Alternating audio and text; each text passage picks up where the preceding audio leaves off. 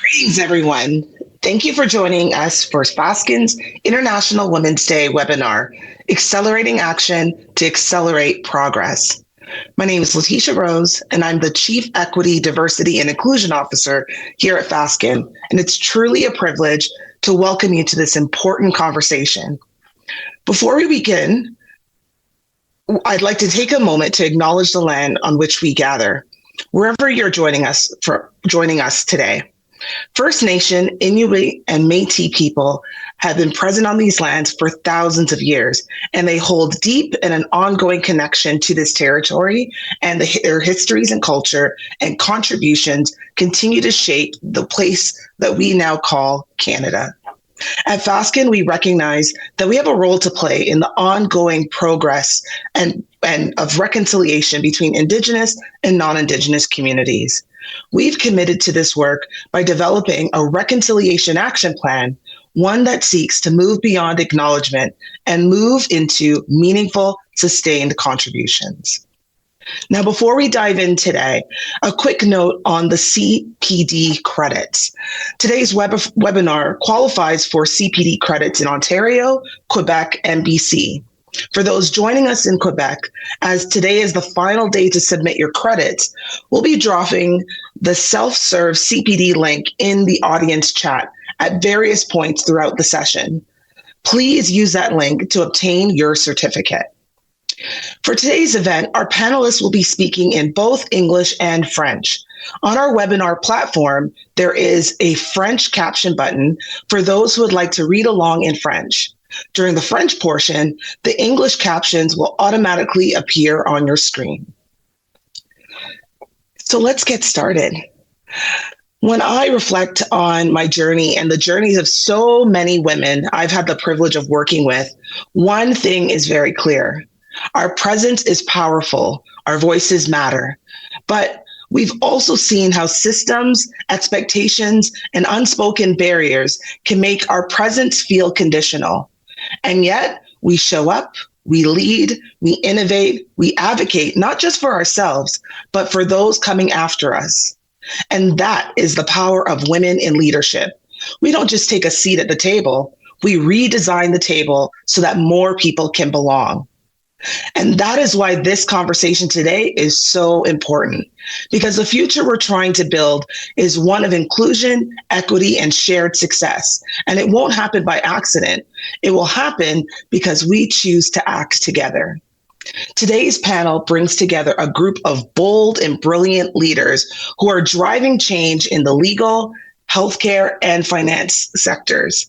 They'll be sharing not just personal experiences, but practical strategies for creating more inclusive, equitable workplaces.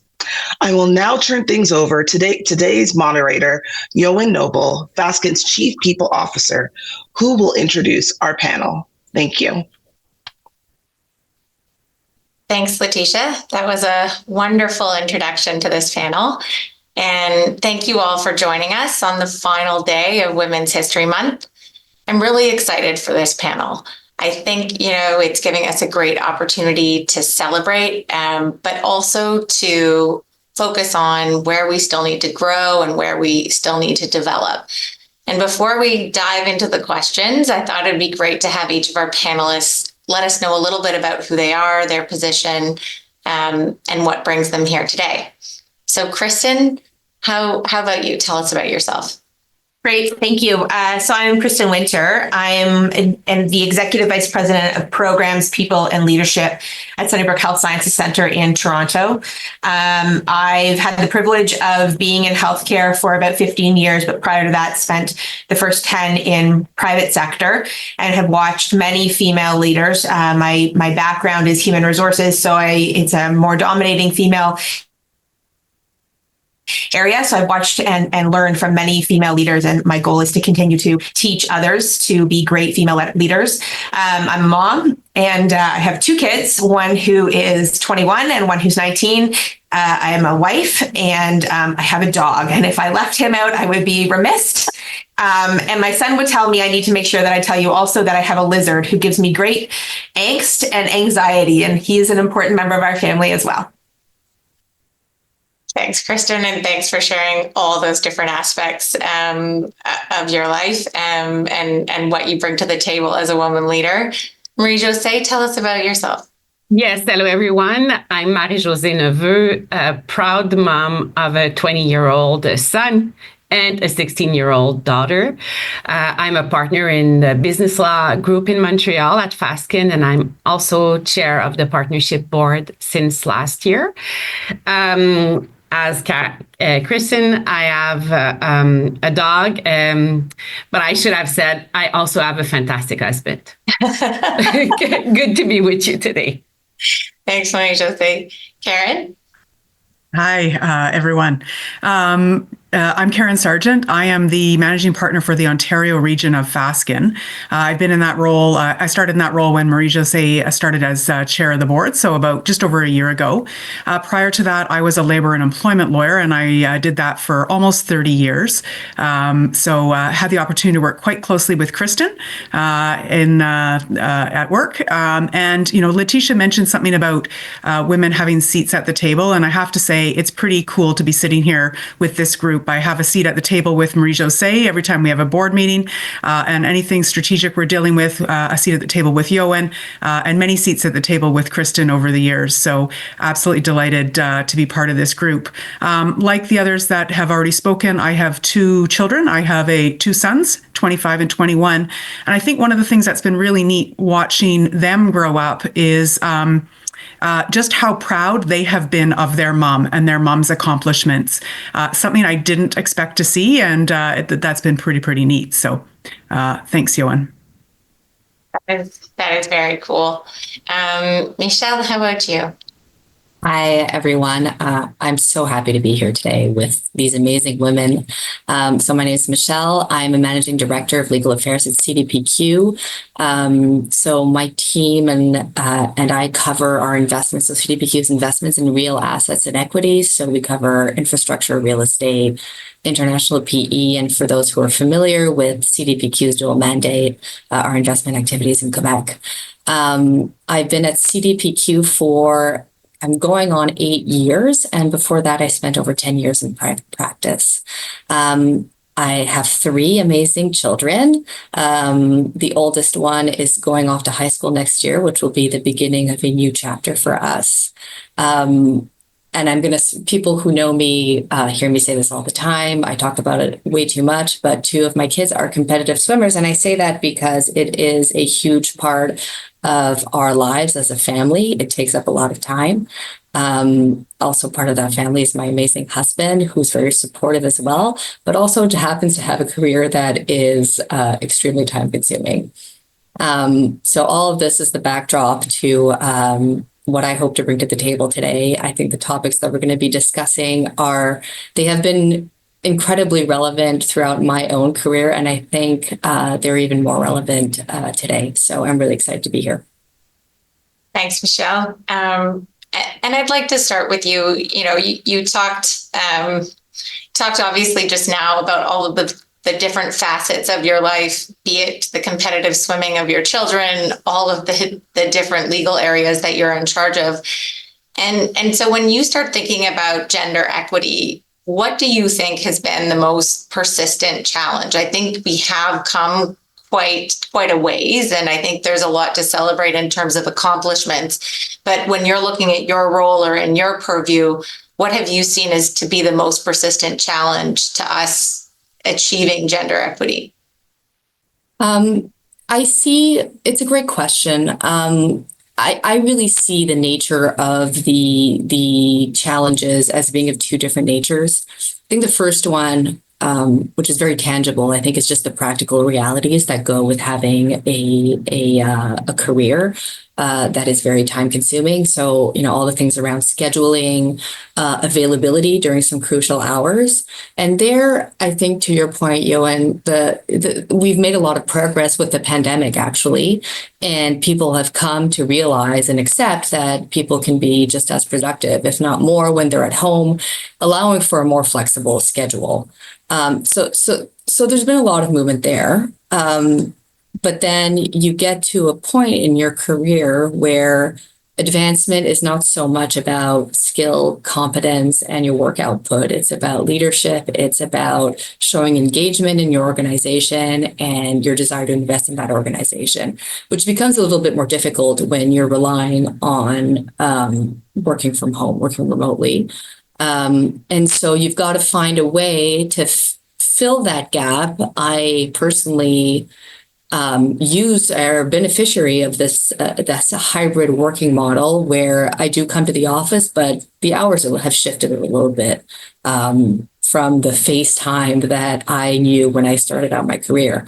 But to show that engagement, I think, or to just be present, even when you're not physically present at all times, there still needs to be, I think, a little bit of work, and I think on women themselves, and try to. And I'm putting, I'm talking about women and with kids. It applies to men as well. Obviously, it applies to any parent who is deeply involved in their family life or other activities. It just tends to still affect, I think, a little bit more women. And I think part of that is women asking for help, but then accepting it also to balance these things out. It's not going to be a perfect balance, but to just figure out where personally you have room to give space to someone else to come and fill that gap, and where you don't have that room, that bandwidth, where you don't want to give up that space, but you've got to go through the exercise of identifying it. And it'll be a little bit different for everyone, and be open to that. So I think those challenges, I think we've gone through huge leaps in helping with the more practical realities, but there's still, I think, an effort on all sides to continue doing that. But more importantly, and I want to touch on this when I was thinking about this question, was all the more subtle realities that I think impact women in the workplace and in advancing their career. I was listening to this very inspiring group of women last week, and someone put a name on a phenomenon that I've seen and that we've all seen, but it took a long time for myself, at least, to truly identify. And that's the admirable ability that I think men have to rally with each other and echo each other, and work their networks and feed their networks. And I think this comes a little bit less naturally to a lot of women, despite many of us being very, very social by nature. Maybe it's because we're too tired, we have a million things to do at once, and we just don't have the bandwidth to do it. But when you see women start to emulate this practice, this quote unquote hockey team effect, you can see how powerful it truly is. And on any scale, on the sort of more obvious end of the spectrum, you have women who have these incredible networks, these large internal, external networks, and they can pull on them at any time. And it is so powerful. And from what I've seen, these women are all extremely successful in their careers. But on a smaller scale, when you start doing that, just with these little actions that you can do in your work, in your workplace, in your organization, it can be just as effective or just as powerful. And I'm talking about the echoing effect that women can have, that I think men do it more naturally, and that women should maybe be more intentional about doing. When you go to a meeting and someone says something, a female colleague will say something, don't hesitate to echo that. And I'm saying this is something that I've done and that I've benefited from. You echo it. And so you give another voice, added legitimacy to what your colleague is saying, and you're speaking up for yourself as well, and you're making your own voice heard. And so I think trying to draw on to that effect on all ends of the spectrum can be really helpful in helping advance women's careers generally. Michèle, une question pour toi qui est encore plus précise là, que la réponse que tu viens tout juste de donner. À la Caisse, la Caisse, c'est le plus important fonds de pension canadien. Toi, tu gravites dans les sphères du droit et les sphères de la finance. C'est deux univers qui sont traditionnellement masculins. Comment est-ce que, ou quels devraient être les changements qui seraient nécessaires pour permettre aux femmes chez vous d'accéder à des promotions et de jouer qu'il y a encore plus de femmes, en fait, chez vous qui puissent accéder à des postes de décision? Mais merci pour ta question, Marie-Josée. J'ai le bénéfice de travailler dans une organisation où je crois les femmes ont beaucoup de place et on en bénéficie toutes collectivement et tous collectivement. La représentativité est un gros morceau de ça. D'avoir des femmes dans des positions de leadership nécessairement vont inspirer d'autres personnes à y accéder ou aspirer y accéder et surtout va normaliser de voir des femmes dans ces positions-là. C'est mon expression préférée là, ces temps-ci, là, de normaliser ce genre d'affaires-là. Ça va vraiment permettre de se projeter dans ces rôles-là. Alors ça, c'est une chose. Alors encore une fois, moi, je considère que je travaille dans un endroit où ça existe, cette normalisation-là, ce qui est bénéfique. Puis après ça, j'inviterai toutes les autres organisations à le faire également. Mais après ça, on se dit, OK, on a normalisé, il y en a. Pourquoi il y en a quelques-unes, pourquoi il y en a pas plus? Puis à quelque part, je pense, je reviens un peu à ma réponse précédente. Je pense que des fois, les femmes, on se met un frein un peu nous-mêmes de façon inconsciente. Alors, de juste être un petit peu plus intentionnel dans les gestes qu'on pose pour essayer de se propulser et propulser les femmes autour de nous également.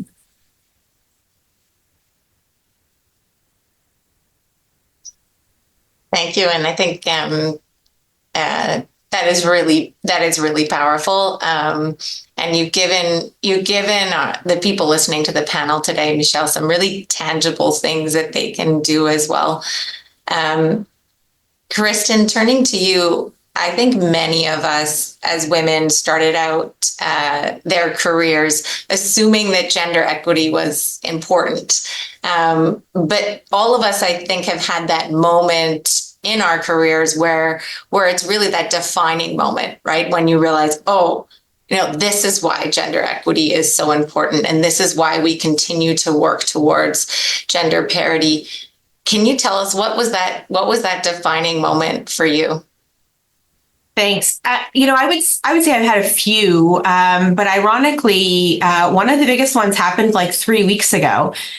I'm working on developing a leadership development program. It's probably going to be more like a dinner, and Michèle leaned into this quite nicely in creating sort of this echoing sort of hockey team kind of analogy, but it will be specific for females and specifically for female physicians.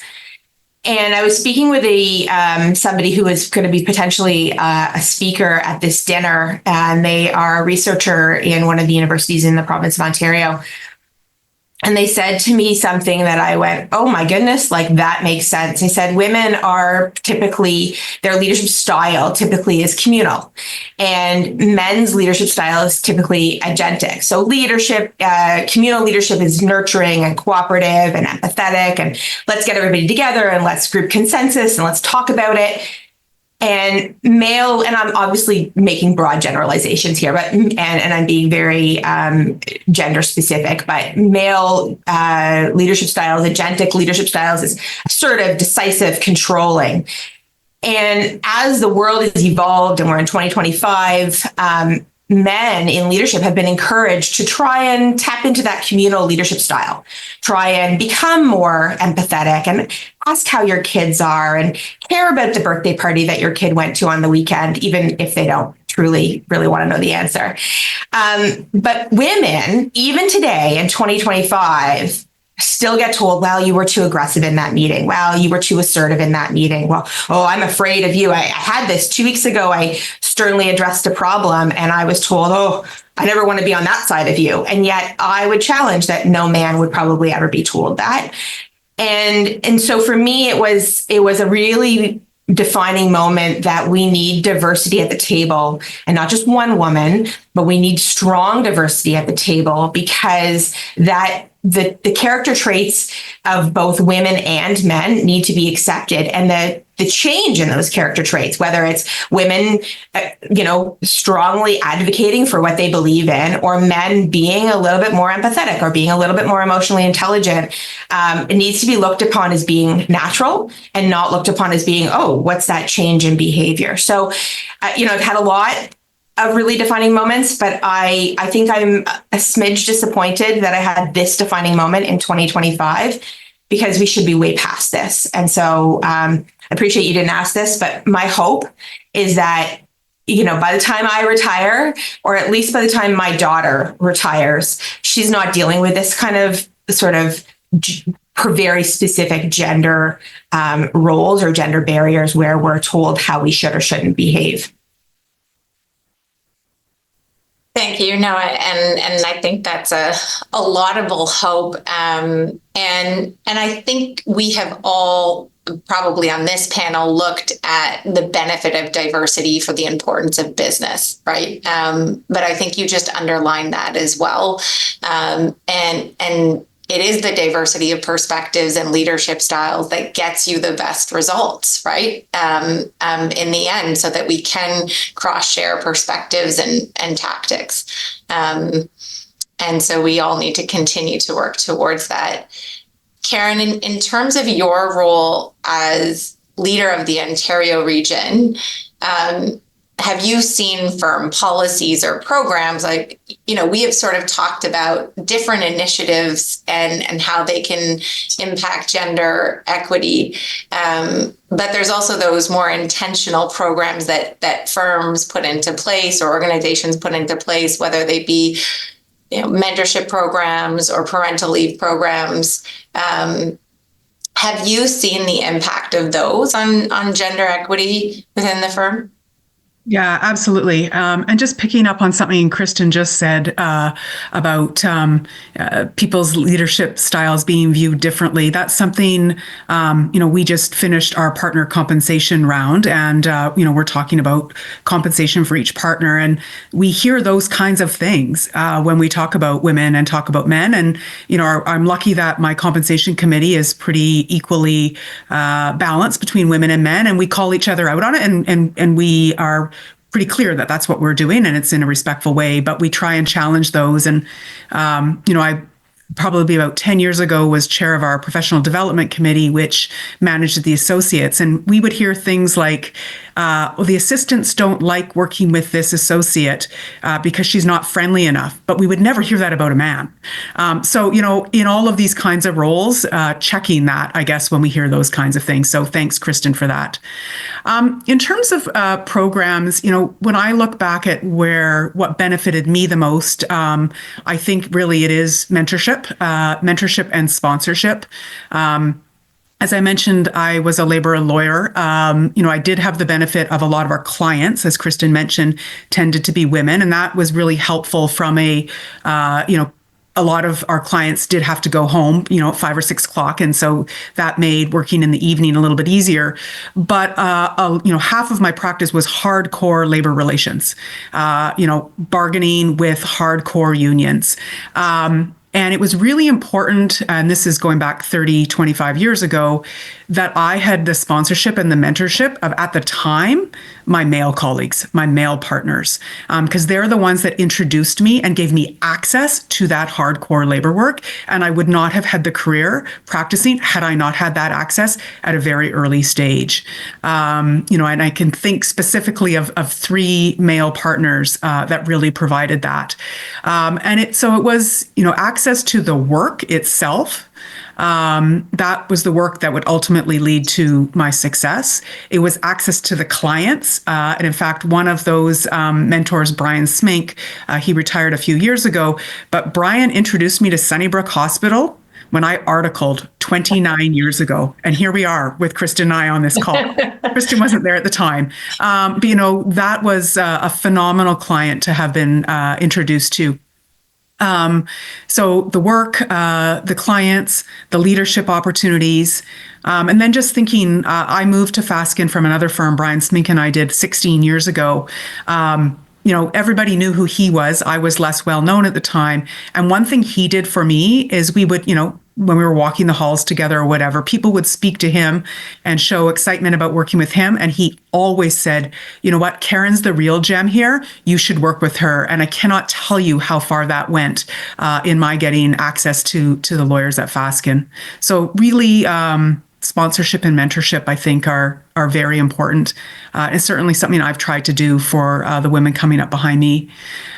In terms of policies, parental leave policy, I think that's table stakes. All organizations have those. I think what is important there is how we help our people as they are leaving to commence their leave, how we support them while they're gone, and how we help them when they are coming back. And that those experiences can make or break someone's success when they come back, or frankly, whether they do come back.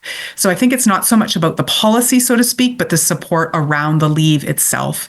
When they do arrive at their desk, we've got a partner that's coming back tomorrow, making sure they feel welcome, making sure there's work available, because nothing is worse than coming back from a leave and having nothing to do.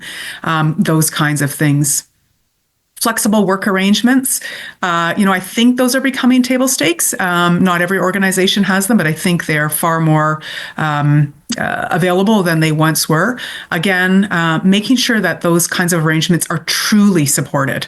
If you just are, saying you've got the policy, but not actually supporting the person and making sure it can actually work, it's not going to work. And interesting, picking up on something Michèle mentioned when she first spoke, the work from home. That's something that's near and dear to my heart. I think it's great that people can work from home when they need to. I think it's great that by 6 o'clock at night, there are very few lawyers in the office. Many have gone home to have dinner with their families.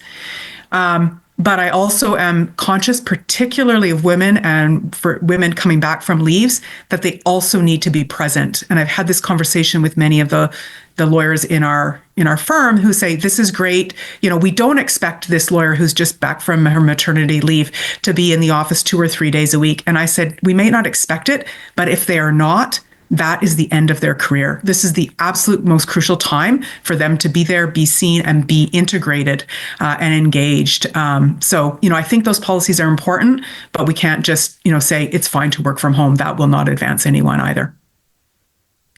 Yeah, and I think what Michèle was saying too was, it's the engagement, right? And how you demonstrate that engagement. So maybe you don't. Maybe you don't stay for the entire day. Maybe you come in for part of the day. Maybe you show up for those critical events, right? When you're there, also making sure that you're engaging for sure.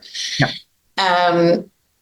Marie-Josée, you're chair of the partnership board, and also I know in your own practice, you focus on governance work and you advise boards on a regular basis. Do you think, what are the types of structures from a governance perspective or a program perspective that you think can help advance equity? So governance structures and governance policies, they play a crucial role in advancing gender equity. I was thinking about our firm and the progress that we've made, so much progress made over the last few years on pay equity, and Karen referred to this earlier. We are now performing annually a pay equity analysis in our partners' compensation grid to identify any gaps. We've been training our compensation committee across Canada to make sure that they can recognize and mitigate unconscious bias, right? So these are decisions that were made to improve and to make sure that we were really focusing on how to advance gender equity. Now, if you look at board composition, that has been a subject for years now, and we've looked at different models. We've looked at quotas, and we've looked at also bottom-up approach. Quotas have been successful in many ways, but we can see now a lot of backlash. On the bottom-up approach, which is a more organic approach, we have been focusing, and we have seen organizations focused on mentorship, sponsorship, allyship. It's a theme that we will discuss a lot today. Karen has referred to this also earlier. Many positive changes came with those programs, but they take more time, considerable more time, of course.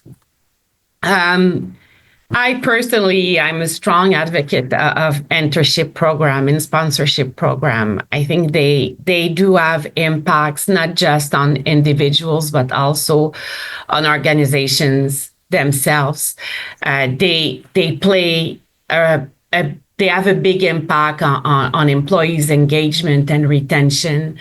They play an impact on culture. And I think they do create long-term and lasting changes, which it's not temporary. It's something that you really build to build the future for organizations. And I have a story that is pretty similar to Karen's story. Actually, I had two mentors who were also sponsors. And I'm still very close to them still today. And they were thinking about me all the time for so many opportunities within the firm and also in the market outside of the firm. They were pushing me when I wasn't sure. They were pushing me when I had fears. And they made a difference. Now it's my turn to help my younger colleagues and to make sure that they are comfortable accepting to be out of their comfort zone, because this is what we are talking about. You know, if we want to grow, we have to push ourselves. And most of the time, we're not sure we will be successful. We have fears, but people around you, mentors, sponsors, they can help us make the moves. Thank you. No, I think it's critically important, and obviously I don't think it's just a coincidence that you and Karen both had these stories of sponsors and mentors who helped you to succeed in your career. And we often hear about the sponsorship effect being if people are saying your name in the room when you're not around, right? They need to be identifying those opportunities for you. They need to be the ones championing you, because especially when we don't have perfect gender equity at all of our leadership tables, right? You need to be the voice of those who are coming after you. So I think that's critically important. You know, Karen, this is sort of a good segue for my question for you. You know, you're overseeing the Ontario operations, you oversee a diverse group of legal professionals.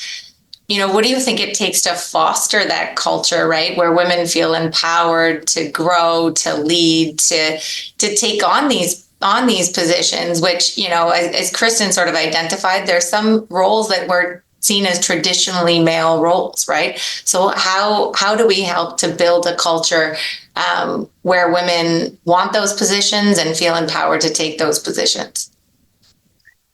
Yeah, and you know, building on something Marie-Josée just mentioned, opportunity, absolutely. And when I look at myself in this role, you know, I got my first opportunity at leadership probably I don't know, 13, 12 years ago, when our current firm managing partner, who manages the entire firm, invited me to be on that professional development committee and then ultimately chair that committee.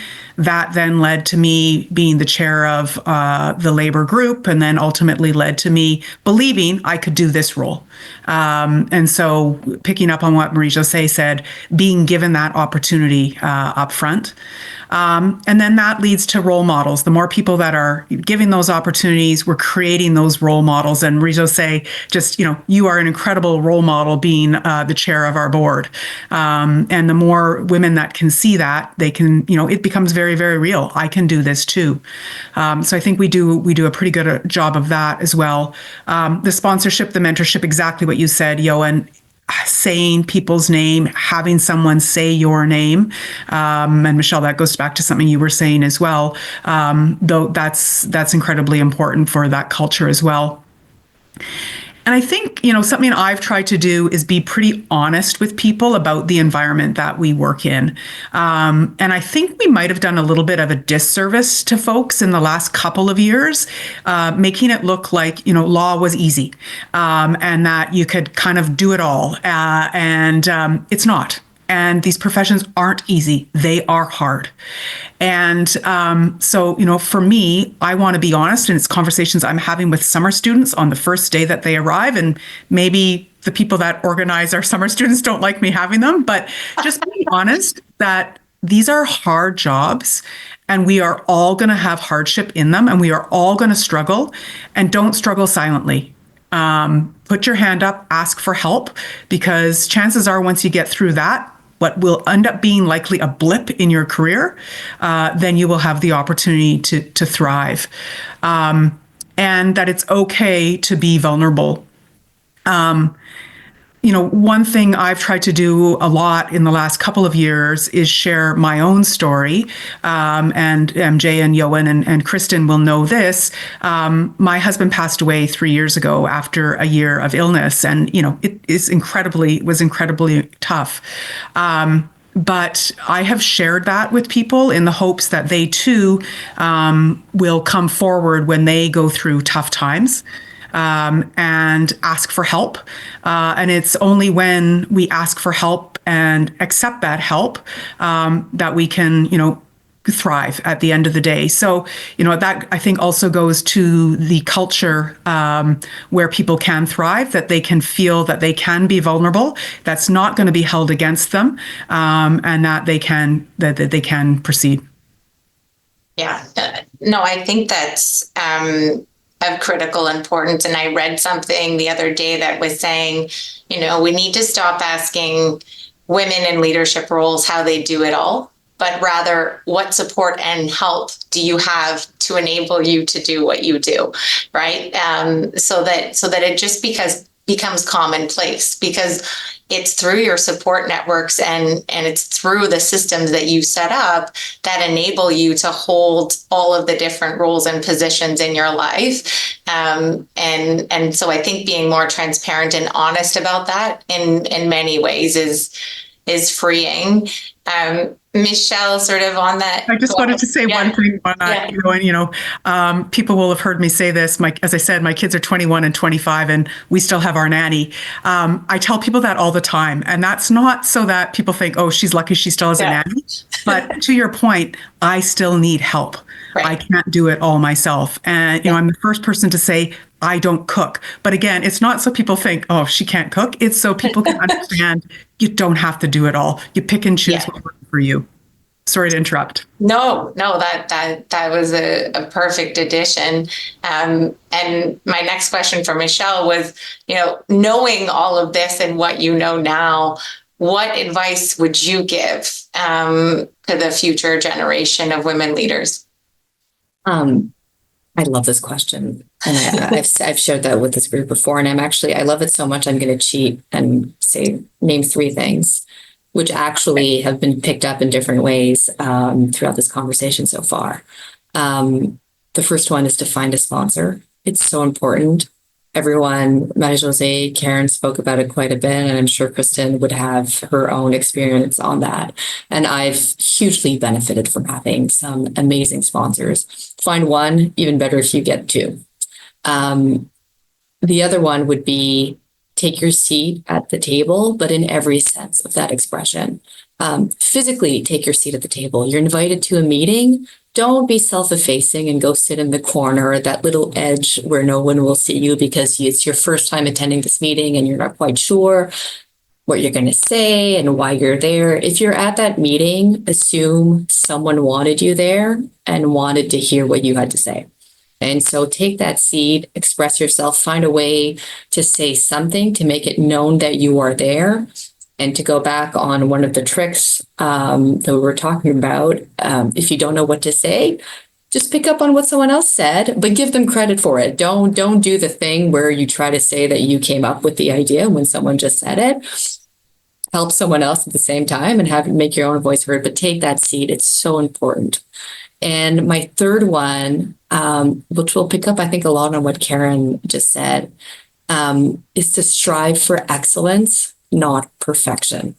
I think women put a lot of pressure on themselves, and I'm including myself in this, to try to be perfect. And you don't need to be perfect. It's unfair to put that as a standard for yourself. You need to be excellent, and you need to make sure that the people around you or who have the ability to advance your career know that you are excellent, but they need to know that you don't have to be perfect. And that is a subtle thing to try to undo. And people will work in a certain organization or will participate in their career for a very long time without noticing that that is the standard that they have set for themselves. And it's really important that you undo that. Those are my three. One thing, just jumping in, that I say to young women all the time is stay off of Pinterest. Like all those videos that say you should cut your children's sandwiches into star shapes, don't do it. Like, don't get caught up in it. So, Michèle, that phrase you use, strive for excellence but not perfection, so true.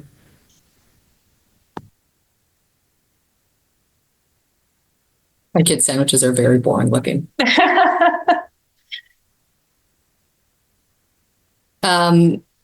Maybe just on the same topic, we're just picking up on everything. Marie-Josée, on en a parlé, ta carrière, en fait, tu poursuis ta carrière en pratique privée depuis longtemps et tu occupes aujourd'hui un poste avec des fonctions très importantes au sein de ton organisation. Et sur un plan personnel, je dois préciser, toujours avec un sourire et une passion qui ne semble pas s'essouffler. Alors, clairement, il y a des ingrédients que tu as réussi à réunir qui font que ça fonctionne. Dans ton rôle de leader, dans ton organisation, est-ce qu'il y a des initiatives que tu as pu voir, pousser, promouvoir, qui, selon toi, ont eu ou peut-être auront éventuellement un impact important pour l'avancement des femmes dans ton organisation? Oui, certainement. Écoute, d'abord, on a beaucoup parlé, puis on en reparlera pas une autre fois, mais on a parlé de mentorship, on a parlé de sponsorship. Inutile de dire que c'est crucial, ces programmes-là, et ils doivent absolument impliquer autant les hommes que les femmes. Ça, c'est clair. Puis on l'a dit, puis je pense qu'on s'entend toutes là-dessus. Mais une chose dont on n'a pas beaucoup parlé, c'est l'importance des réseaux féminins. Et j'y crois beaucoup à ça. Quand j'ai commencé à pratiquer, donc il y a 30 ans, il y avait 2 femmes associées au Québec, chez Fasken, à l'époque, Martina Walker. Ces 2 femmes n'avaient pas d'enfants.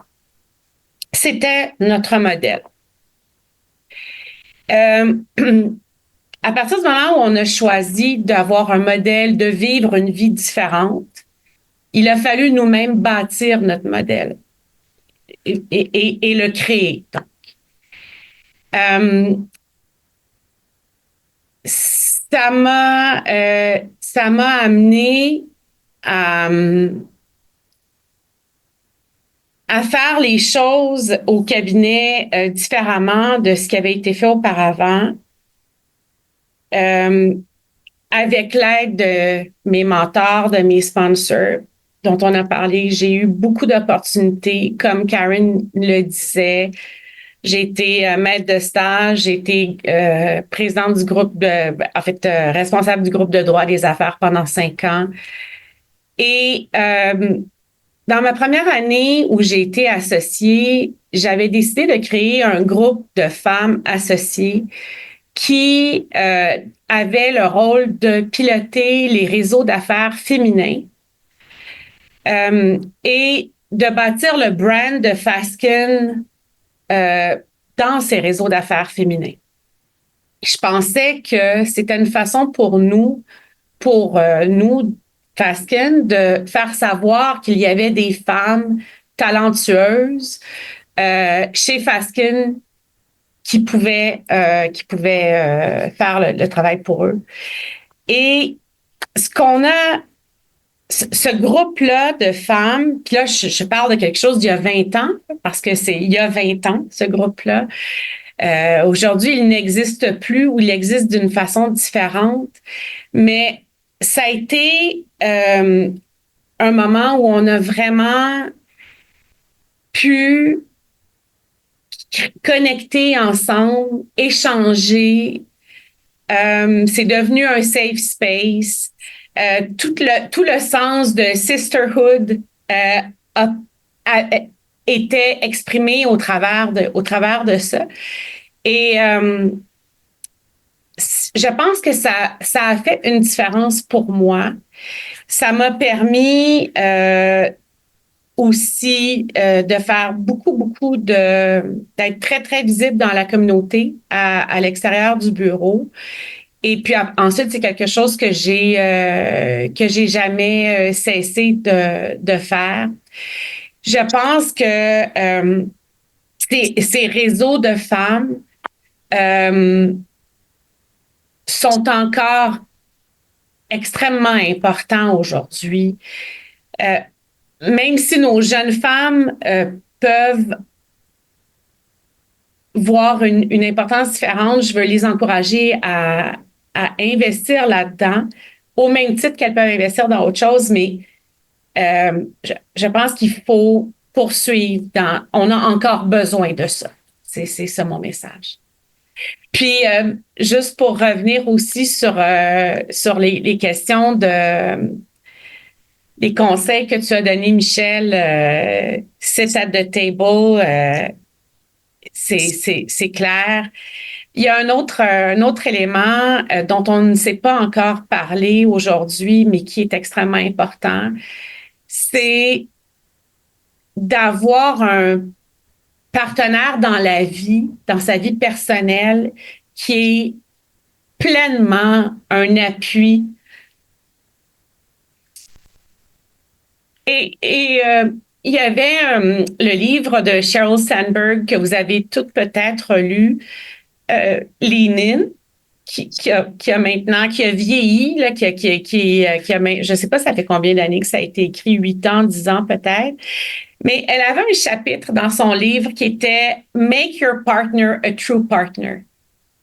Faites de votre partenaire, votre conjointe, un véritable partenaire et afin que votre carrière ne soit pas moins importante que celle de votre conjoint. Et lorsque vous aurez dans votre vie personnelle une vraie égalité, vous allez avoir beaucoup plus de facilité à agir dans votre vie professionnelle et à réaliser vos rêves, vos ambitions. Je voulais juste ajouter ça. Actually, it's funny because, and I'm just going to switch back to English. I was having a conversation with a younger person this weekend, and who was considering going into law, or so their friend was considering to go into law. Anyways, we're talking about young people who are just starting, and I said, make sure that, and the partner was in the picture. Well, and I said, just make sure that if you want to be successful, you have to have that partnership. And it doesn't mean that one has to work considerably less than the other. Like I said in the intro, because I thought it was important, my husband works a lot, like very much, but is equally as supportive of my own career than he is of his. And you can't be it would be incredibly challenging. It's challenging enough to be successful as a woman in the workplace. If you have to add to that challenge the fact that you don't get that support at home, would make it it's probably, I won't say insurmountable because nothing ever really is, but just incredibly difficult. So to have that partnership, that ally with you is so precious. Yeah, I think that's so important. I'm so glad you added that, Marie-Josée, because that is a conversation I think that you should have when you are younger and when you're choosing a partner. That is something you need to be mindful of, right? Kristen, turning to you, obviously in healthcare and especially during the pandemic, your leadership probably faced unprecedented challenges. And I love that Michèle said nothing is actually ever really insurmountable, because you guys really proved during that time that nothing was insurmountable. But how have you integrated equity and inclusion into the people and leadership strategies at Sunnybrook? And, where could you get some lessons for others to apply in different sectors? Yeah, thanks. I mean, it was incredibly challenging. And what's really unique about healthcare is that about 80% of the healthcare industry is female.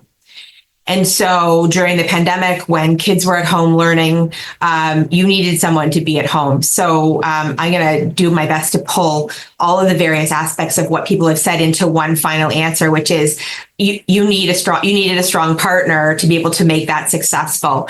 But when I was asked, when I was pushing forward during the pandemic, things like mentorship programs, and I was asked, don't you think now is a good time to pause, or why are we doing that? And I would respond back with, why are we not doing that? Now is the time. We need to double down on our people and make sure that they have each other. The comment that's come up, I think Karen sort of talked about being vulnerable, allowing people to say, this is really tough. We did a town hall every week. And during one of the town halls, probably about 6 months in, my son, who at the time was in grade 7 or grade 8, I think, texted me and said, I've lost the lizard. And I was like, I'm in the middle of a town hall answering a question, and I'm trying to figure out where the lizard is. My husband was 2 floors below, and my husband is an amazing partner and does so much. But my son defaulted to me, right? In the middle of so we strategized on where the lizard was. We found the lizard in the middle of this town hall. But my point being is I needed to be able to say that and to be able to own that. And so during the town hall, I said, I apologize if I'm a bit distracted. My 13-year-old lost his lizard, and I just owned it. And I became vulnerable and I became humble, and I let people go and realize that, I'm a mom and I'm a human and I'm a leader, and I'm wearing all these hats at the same time. And I think that's really important. So a few things that we did, we relaunched employee resource groups. The pandemic, we've had a number of pretty significant equity events, inclusive of the starting was the murder of George Floyd, the war between Gaza and Israel. Like, there have been a number of really significant moments that we can't ignore, and nor should we ignore. And so creating these employee resource groups gave employees an opportunity to be able to come towards something that was bigger than their job, creating that culture. We launched a sponsorship program and a mentorship program with a lens on diversity. We have a 2S LGBT committee that's really been sort of blown up, if you will, in terms of the organization. We have a ton of people that are involved, and we let them run it. We sponsor them financially, not a lot, but financially, but we sponsor them by showing up to the meetings, but we let them run it, and we let them be part of something that's just so important. I'll go back to it's a competitive environment. If you're not doing it, somebody else is. And in healthcare, we saw that so much because we were losing people to other organizations. And so we had to demonstrate something that was unique, something that created a culture that Sunnybrook could be proud of, that Sunnybrook believed in, and that our people believed in. And so we did a number of those. I've mentioned just a few, but I would always go back to when I'd be asked by whomever, by the board, by employees, don't we have enough? I'd say, why are we not doing more? These are our people and we need to invest in them. So, I think it's just super, super important to make sure that you're continuing the conversation and inviting people to the table. If you're the leader, invite the younger female that's sitting behind you to the table. That's what we do. And make sure that you're surrounding each other in support. So. Thank you, Noah. And what you said about the employee resource groups, and Marie-Josée was talking about, the women's group at the firm that was so key for her. I think those communities are really critical to help people flourish and succeed. We are running through these questions and we're almost at time, but we have a question that came in from the audience, which sort of goes along those lines, right? In terms of how do we see creating women's groups in business to boost diversity in management positions and to help women achieve their goals, both personally and professionally. Karen, do you want to take a stab at answering that one? Yeah, happy to. I think they're incredibly important, and I've, been the beneficiary of those groups from the moment I was a first year associate. They mean something more different to me now than they did 30 years ago, but were incredibly important. Obviously professionally, that's where some of the mentorship happens. That's where you can meet your sponsors or create those relationships. So incredibly important professionally, but also personally, because that's where you can talk to people about your life and what works and what doesn't, and what kinds of systems can you rely on, what systems can you put in place. So I think they're incredibly important. And one thing that I found interesting in certainly the last couple of years is when we have, so we have lots of internal events and opportunities for our women to meet internally, but we also have many events where we invite our women clients.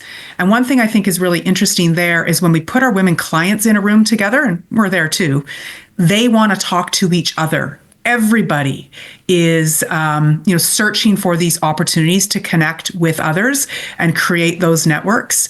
And those conversations are about, their professional lives, their careers, but also their personal lives. So I think those networks are extremely important. Yeah.